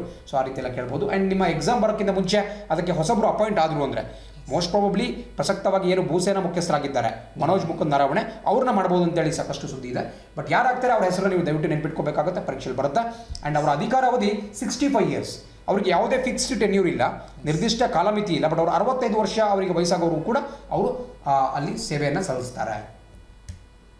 ಸೊ ಈ ಭಾಗದಲ್ಲಿ ಕಾಣಿಸ್ಕೊಳ್ತಾ ಇದ್ದಾರೆ ನಿಮಗೆ ಬಿಪಿನ್ ರಾವತ್ ಅವರು. ಸೊ ಇವತ್ತಿನ ಕೊನೆಯ ಪ್ರಶ್ನೆ ಕಾಣಿಸ್ಕೊಳ್ತಾ ಇದೆ ನಿಮ್ಮ ಸ್ಕ್ರೀನ್ ಮೇಲೆ. 2022 ಬೀಜಿಂಗ್ನಲ್ಲಿ ನಡೆಯಲಿರುವ ಚಳಿಗಾಲ ಒಲಿಂಪಿಕ್ಸ್ಗೆ ಬಹಿಷ್ಕಾರ ಹಾಕಿರುವ ರಾಷ್ಟ್ರ ಯಾವುದು? Which country has boycotted the winter Olympics in Beijing 2022? ನಮ್ಮ ಆಪ್ಷನ್ಗಳು Russia, USA, Germany, Australia. Okay, so 2022ರಲ್ಲಿ ಒಂದು ಚಳಿಗಾಲದ ಒಲಿಂಪಿಕ್ಸ್, ವಿಂಟರ್ ಒಲಿಂಪಿಕ್ಸ್ ಬೀಜಿಂಗ್ನಲ್ಲಿ ಆಯೋಜಿತಗೊಂಡಿದೆ. ಬೀಜಿಂಗ್ ಅಂದರೆ ನಿಮಗೆಲ್ಲ ಗೊತ್ತು, ಚೀನಾ ದೇಶದ ರಾಜಧಾನಿ. 2008ರಲ್ಲಿ ಒಲಿಂಪಿಕ್ಸನ್ನು ಕೂಡ ಆಯೋಜನೆ ಮಾಡಲಾಗಿತ್ತು. 2022ರಲ್ಲಿ ವಿಂಟರ್ ಒಲಿಂಪಿಕ್ಸನ್ನು ಆಯೋಜನೆ ಮಾಡ್ತಾ ಇದ್ದಾರೆ. ಭಾಳ ಜನ ಆಶ್ಚರ್ಯ ಪಡ್ಬೋದು, ಇತ್ತೀಚೆಗಷ್ಟೇ ಮೊನ್ನೆ 2020 ಟೋಕಿಯೋ ಒಲಿಂಪಿಕ್ಸ್ 2021ರಲ್ಲಿ ಆಯಿತು, ಅಷ್ಟು ಬೇಗ ಮತ್ತೊಂದು ಒಲಿಂಪಿಕ್ಸ್ ಬಂತ ಅಂತ ಅನ್ಕೋಬಹುದು. ಖಂಡಿತ ಅಲ್ಲ, this is not summer Olympics. ನಾವೇನು ಭಾರತದಲ್ಲಿ ಸಿಕ್ಕಾಪಟ್ಟೆ ಹೈಪನ್ನು ಕೊಟ್ಟು ಒಂದು ಒಲಿಂಪಿಕ್ಸ್ನ ನಾವೆಲ್ಲ ಕೂಡ ವೀಕ್ಷಣೆ ಮಾಡ್ತೀವಿ, ಅದಕ್ಕೆ ನಾವು ಸಮ್ಮರ್ ಒಲಿಂಪಿಕ್ಸ್ ಅಂತ ಕರಿತೀವಿ, ಅಥವಾ ಜನರಲಿ ಬರೀ ಒಲಿಂಪಿಕ್ಸ್ ಅಂತ ಕರಿತೀವಿ. ಬಟ್ ಇವಾಗ ನಾವು ಮಾತಾಡ್ತಿರ್ತಕ್ಕಂತಹದ್ದು ವಿಂಟರ್ ಒಲಿಂಪಿಕ್ಸ್ ಬಗ್ಗೆ. ಏನಪ್ಪ ಡಿಫ್ರೆನ್ಸ್ ಅಂತ ಹೇಳಿದ್ರೆ, ವಿಂಟರ್ ಒಲಿಂಪಿಕ್ಸ್ನಲ್ಲಿ ಈ ಚಳಿಗಾಲದ ಕ್ರೀಡೆಗಳನ್ನ ನಡೆಸಲಾಗುತ್ತೆ. ಯೂಶುವಲಾಗಿ ಏನು ಐಸ್ ಹಾಕಿ ಇರ್ಬೋದು, ಸ್ಕೀಯಿಂಗ್ ಇರ್ಬೋದು, ಅಂದರೆ ಈ ಈ ಸ್ನೋ ಜೊತೆಗೆ ಆಡ್ತಕ್ಕಂತಹ ಕೆಲವೊಂದು ಕ್ರೀಡೆಗಳನ್ನ ಮಾತ್ರ ಆಡಿಸಲಾಗುತ್ತೆ. ಆ್ಯಂಡ್ ಡೆಫಿನೆಟ್ಲಿ ಭಾರತ ಅದರಲ್ಲಿ ಹೆಚ್ಚಾಗಿ ಪಾರ್ಟಿಸಿಪೇಟ್ ಮಾಡಲ್ಲ. ಯಾಕಪ್ಪ ಅಂದರೆ ನಮ್ಮಲ್ಲಿ ಈ ವಿಂಟರ್ ಗೇಮ್ಸನ್ನು ಪ್ರಿಯಾರಿಟಿ ಸೆಕ್ಟರಿಂದ ತೆಗೆದುಹಾಕಿದ್ದಾರೆ. ಸೊ ಹಾಗಾಗಿ ನಮ್ಮ ದೇಶ ಅಷ್ಟೊಂದು ಯಾವ ರೀತಿ ಸಮ್ಮರ್ ಒಲಿಂಪಿಕ್ಸಲ್ಲಿ ನಾವು ಭಾಗವಹಿಸ್ತೀವಿ ಆ ಥರ ಭಾಗವಹಿಸಲ್ಲ. ಬಟ್ ಆದರೂ ಕೂಡ ಈ ಬಾರಿಯ ಈ ಚೀನಾ ದೇಶದ ಒಂದು ಏನು ವಿಂಟರ್ ಒಲಿಂಪಿಕ್ಸ್ ಇದೆ, ಚಳಿಗಾಲದ ಒಲಿಂಪಿಕ್ಸ್ ಇದೆ, ಅಲ್ಲಿಗೆ ಒಬ್ಬ ಭಾರತೀಯ ಆಟಗಾರ ಅಲ್ಲಿಗೆ ತೆರಳ್ತಾ ಇದ್ದಾರೆ. ಅವ್ರು ಯಾರು ಮತ್ತು ಯಾವ ಒಂದು ಕ್ರೀಡೆಯಿಂದ ತೆರಳ್ತಾ ಇದ್ದಾರೆ ಅಂತ ನೆಕ್ಸ್ಟ್ ಸ್ಲೈಡಲ್ಲಿ ನೋಡೋಣ. ಬಟ್ ಇದಕ್ಕೆ ಆನ್ಸರ್ ಮಾಡೋಣ. ಇದಕ್ಕೆ ಸೂಕ್ತವಂತ ಉತ್ತರ ಆಪ್ಷನ್ ಬಿ, USA. ಅಮೆರಿಕ ಏನಿದೆ, ಅವರು ಚೀನಾದಲ್ಲಿ ನಡೀತಿರತಕ್ಕಂತಹ ವಿಂಟರ್ ಒಲಿಂಪಿಕ್ಸ್ ಮೇಲೆ ಬ್ಯಾನ್ ಮಾಡಿದ್ದಾರೆ. ಅಂದರೆ ಡಿಪ್ಲೊಮೆಟಿಕ್ ಬ್ಯಾನ್, ರಾಜತಾಂತ್ರಿಕ ಬಹಿಷ್ಕಾರವನ್ನು ಹಾಕಿದ್ದಾರೆ. ಯಾಕೆ ಅಂತ ಹೇಳಿದ್ರೆ, ಚೀನಾ ದೇಶದಲ್ಲಿ ಕ್ಸಿನ್ಜಿಯಾಂಗ್ ಅನ್ನುವಂಥ ಒಂದು ಪ್ರಾಂತ್ಯ ಬರುತ್ತೆ, ಒಂದು ಪ್ರಾವಿನ್ಸ್ ಬರುತ್ತೆ. ಆ ಕ್ಸಿನ್ಜಿಯಾಂಗ್ ಪ್ರಾಂತ್ಯದಲ್ಲಿ ಉಯ್ಗುರ್ ಮುಸ್ಲಿಮ್ಸ್, ಉಯ್ಗರ್ ಅಂತಕ್ಕಂತಹದ್ದು ಮುಸಲ್ಮಾನರಲ್ಲಿ ಬರ್ತಕ್ಕಂಥ ಒಂದು ಟೈಪ್, ಅಂದರೆ ಒಂದು ಎಥ್ನಿಸಿಟಿ. ಯಾವ ರೀತಿ ಬೇರೆ ಬೇರೆ ಒಂದು ಜನಾಂಗಗಳು ಬರುತ್ತೆ, ಉಯ್ಗುರ್ ಅನ್ನುವಂಥ ಒಂದು ಜನಾಂಗ ಕೂಡ ಚೀನಾದಲ್ಲಿ ವಾಸವಿದೆ. ಬಟ್ ಆ ಒಂದು ಜನಾಂಗವನ್ನು ವ್ಯವಸ್ಥಿತವಾಗಿ ಹತ್ತಿಕ್ತಾ ಇದ್ದಾರೆ, ಅವ್ರನ್ನ ಪ್ರಸಿಕೇಟ್ ಮಾಡಲಾಗ್ತಾ ಇದೆ, ಅವ್ರನ್ನ ಜೆನೋಸೈಡ್ ಅಂದರೆ ನರಮೇಧಗಳನ್ನ ಮಾಡ್ತಾ ಇದ್ದಾರೆ, ಅವರ ಒಂದು ಹಕ್ಕುಗಳನ್ನ ಕಸ್ಕೊಳ್ತಾ ಇದ್ದಾರೆ ಅಂಥೇಳಿ ಒಂದು ಅಂತಾರಾಷ್ಟ್ರೀಯ ಮಟ್ಟದಲ್ಲಿ ದೊಡ್ಡ ಒಂದು ನ್ಯೂಸ್ ಇದೆ. ಸೊ ಅದರ ಒಂದು ಸಂಬಂಧಪಟ್ಟಂತೆ ಅವರ ಒಂದು ಹಕ್ಕನ್ನು ಪ್ರೊಟೆಕ್ಟ್ ಮಾಡಲಿಕ್ಕೋಸ್ಕರ, ಅಂದರೆ ಏನು ಚೀನಾ ಅಲ್ಲಿ ದಮನಕಾರಿ ನೀತಿಯನ್ನು ಅಳವಡಿಸಿಕೊಂಡಿದೆ ಅದನ್ನು ವಿರೋಧಿಸುವಂತಹ ದೃಷ್ಟಿಯಿಂದ ಅಮೆರಿಕ ಮತ್ತು ಕೆಲವು ಯುರೋಪಿಯನ್ ರಾಷ್ಟ್ರಗಳು ಈ ಚಳಿಗಾಲದ ಒಲಿಂಪಿಕ್ಸ್ಗೆ ಡಿಪ್ಲೊಮ್ಯಾಟಿಕ್ ಬ್ಯಾನ್ ಹಾಕಿದ್ದಾವೆ. ಆ್ಯಂಡ್ ನೀವು ಇವತ್ತಿನ ಪೇಪರ್ ನೋಡ್ತೀರಾ ಅಂತ ಹೇಳಿದ್ರೆ, ಇವನ್ ಜಪಾನ್ ಕೂಡ ನಾವು ಕೂಡ ಈ ಚಳಿಗಾಲ ಒಲಿಂಪಿಕ್ಸ್ಗೆ ಪಾರ್ಟಿಸಿಪೇಟ್ ಮಾಡಲ್ಲ ಅಂತೇಳಿ, ಅಂದರೆ ಅಥ್ಲೀಟ್ಸ್ ಪಾರ್ಟಿಸಿಪೇಟ್ ಮಾಡ್ತಾರೆ, ಅವರ ಆಫೀಸರ್ಸ್ ಪಾರ್ಟಿಸಿಪೇಟ್ ಮಾಡಲ್ಲ ಅಂತೇಳಿ ಹೇಳಿದ್ದಾರೆ. ಸೊ ಹಾಗಾಗಿ ಇದಕ್ಕೆ ಸೂಕ್ತ ಉತ್ತರ USA ಆಗುತ್ತೆ. ಆ್ಯಂಡ್ ಇಂಡಿಯಾ ಅಂತ ಹೇಳಿದ್ರೆ, ನಾವು ಇವತ್ತು ಕೂಡ ಒಂದು ಮತ್ತೆ ನೆನ್ಪಿಟ್ಕೊಳ್ಳಿ, ವಿಂಟರ್ ಒಲಿಂಪಿಕ್ಸಲ್ಲಿ ಇವತ್ತು ಕೂಡ ಒಂದು ಮೆಡಲನ್ನು ಕೂಡ ನಾವು ಗೆದ್ದಿಲ್ಲ. ಬಿಕಾಸ್ ನಾವು ನಮ್ಮ ಆಟಗಾರನೇ ಅಲ್ಲಿ ಕಳಿಸದೇ ಇದ್ದಾಗ ಮೆಡಲ್ ಖಂಡಿತ ಬರಲ್ಲ. ಬಟ್ 2022ರಲ್ಲಿ ಏನು ಬೀಜಿಂಗ್ ವಿಂಟರ್ ಒಲಿಂಪಿಕ್ಸ್ ನಡೀತಾ ಇದೆ, ಅಲ್ಲಿಗೆ ಆರಿಫ್ ಖಾನ್ ಅನ್ನುವಂತಹ ಒಬ್ಬ ವ್ಯಕ್ತಿ, ಭಾರತೀಯ ಕ್ರೀಡಾಪಟು ಅಲ್ಲಿಗೆ ಸೆಲೆಕ್ಟ್ ಆಗಿದ್ದಾರೆ. ಕಾಶ್ಮೀರ ಮೂಲದ ಒಬ್ಬ ಕ್ರೀಡಾಪಟು. ಸೊ ಆರಿಫ್ ಖಾನ್ ಮಾರ್ಕ್ ಮಾಡಿ ತೋರಿಸ್ತೀನಿ, ಅವರ ಹೆಸರನ್ನು ದಯವಿಟ್ಟು ನೆನ್ಪಿಟ್ಕೋಬೇಕಾಗತ್ತೆ. ಬಿಕಾಸ್ ಕೇಳ್ತಾರೆ, ಇತ್ತೀಚೆಗೆ ಏನು ಬೀಜಿಂಗ್ನಲ್ಲಿ ಚಳಿಗಾಲದ ಒಲಿಂಪಿಕ್ಸ್ ಆಯೋಜಿತಗೊಂಡಿದೆ, ಅಲ್ಲಿಗೆ ಏಕೈಕ ಭಾರತೀಯ ಸ್ಪರ್ಧಿಯಾಗ್ಬಿಟ್ಟು ಕೆಳಗಿನ ಯಾರು ಭಾಗವಹಿಸಿದ್ದಾರೆ ಅಂತ ಹೇಳಿದ್ರೆ ನೀವು ಆರಿಫ್ ಖಾನ್ ಅಂತೇಳಿ ಟಿಕ್ ಮಾಡಬೇಕಾಗತ್ತೆ. ಆ್ಯಂಡ್ ಇವರು ಸ್ಕೀಯಿಂಗ್ ಅಂತ ಒಂದು ಕ್ರೀಡೆ ಬರುತ್ತೆ, ನಿಮಗೆ ಫೋಟೋನು ಕೂಡ ತೋರಿಸ್ತೀನಿ. ನಿಮಗೆ ಸ್ಕೀಯಿಂಗ್ ಬಗ್ಗೆ ಗೊತ್ತಿಲ್ಲ ಅಂತ ಹೇಳಿದ್ರೆ ಒಂದು ಫೋಟೋ ನೋಡಿದ್ರೆ ನಿಮಗೆ ಗೊತ್ತಾಗುತ್ತೆ. ಸೊ ಅವರು ಸ್ಕೀಯಿಂಗ್ ಸ್ಪರ್ಧೆಯಲ್ಲಿ ಆರಿಫ್ ಖಾನ್ ಅವರು ಈ ಬಾರಿ ಭಾರತವನ್ನು ಪ್ರತಿನಿಧಿಸ್ತಾ ಇದ್ದಾರೆ. ಕಾದು ನೋಡಬೇಕು ಯಾವ ರೀತಿ ಅವರು ಪರ್ಫಾರ್ಮೆನ್ಸನ್ನು ಕೊಡ್ತಾರೆ ಅಂತೇಳಿ. ಆ್ಯಂಡ್ ಈ ಭಾಗದಲ್ಲಿ ನಿಮಗೆ ಸ್ಕೀಯಿಂಗ್ಗೆ ಸಂಬಂಧಪಟ್ಟಂತೆ ಒಂದು ಫೋಟೋ ಕೂಡ ಕಾಣಿಸ್ಕೊಳ್ತಾ ಇದೆ. ಈ ಕ್ರೀಡೆಯಲ್ಲಿ ಆರಿಫ್ ಖಾನ್ ಅವರು ಭಾರತವನ್ನು ಪ್ರತಿನಿಧಿಸ್ತಾ ಇದ್ದಾರೆ. ಆ್ಯಂಡ್ ಇದರೊಂದಿಗೆ ಇವತ್ತಿನ ಏನು ಕ್ವಿಕ್ ಕರೆಂಟ್ ಅಫೇರ್ಸ್ ಮುಕ್ತ ಆಗುತ್ತೆ. ಜೊತೆಗೆ ಲಾಸ್ಟ್ ಟೈಮ್ ಕೂಡ ಕಾಣಿಸ್ಕೊಳ್ತಾ ಇದೆ. ಯಾವ ರೀತಿ ನಿಮಗೆ PDF ಮೆಟೀರಿಯಲ್ಸ್ ಬೇಕು ಅಂತ ಹೇಳಿದ್ರೆ ನಮ್ಮ ಅಚೀವರ್ಸ್ ಟೆಲಿಗ್ರಾಮ್ ಚಾನಲ್ ಅಥವಾ ಯೂಟ್ಯೂಬ್ ಚಾನಲ್ ಇರ್ಬೋದು ಅಥವಾ ವಾಟ್ಸಪ್ ಗ್ರೂಪ್ ಇರ್ಬೋದು, ಅವುಗಳನ್ನ ನೀವು ಜಾಯ್ನ್ ಆಗ್ಬೋದಾಗುತ್ತೆ. ಆ್ಯಂಡ್ ಇದರೊಂದಿಗೆ ಇವತ್ತಿನ ವಿಡಿಯೋ ಮುಕ್ತ ಆಗುತ್ತೆ. Thanks for the video. ಸಿಲ್ ವೆಬ್ಸೈಟ್. ಜೈ ಹಿಂದ್.